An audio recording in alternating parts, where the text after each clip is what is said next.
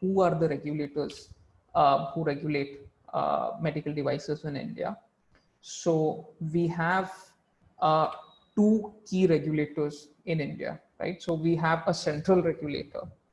The name of, when I say central regulator, it is a department which is under the control of the union government in India.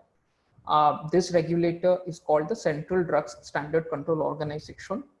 Uh, the reason why I gave so much context about the regulatory framework, applicability of drug regulatory framework to medical devices and so on and so forth, is also to understand why our regulator is called a drug standard control organization and let's say not a medical device regulatory authority, right? This is the reason why all the regulators for medical devices today are actually the drug regulators.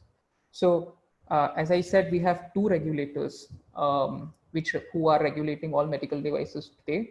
We have a union government regulator called the Central Drug Standards Control Organization, CDSCO, which is headed by a gentleman who occupies the post of the Drugs Controller General of India, DCGI. The other regulator is a state level regulator, also called a state level licensing authority. And both CDSCO and the state level licensing authority or SLA have their jobs cut out. So the CDSCO, the central regulator, is looking at import, manufacture, and clinical investigation of certain classes of devices. When I say classes of devices, I mean risk classification of devices. And the state level licensing authority is looking at manufacture and sale and distribution.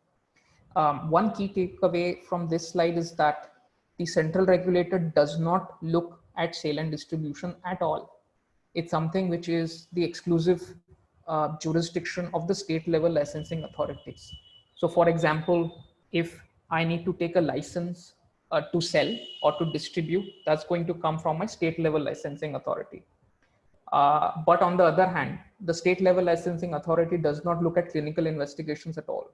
So for example, if I have to generate some sort of clinical data in India, which perhaps may not be true in the case of depending on the products that it has today, that permission will only come from the central regulator, right? So there are certain overlaps in terms of jurisdiction, but those overlaps have been clarified on the basis of classification. For example, the central regulator only looks at, let's say, manufacturing license for class C and class D products, which are high risk products.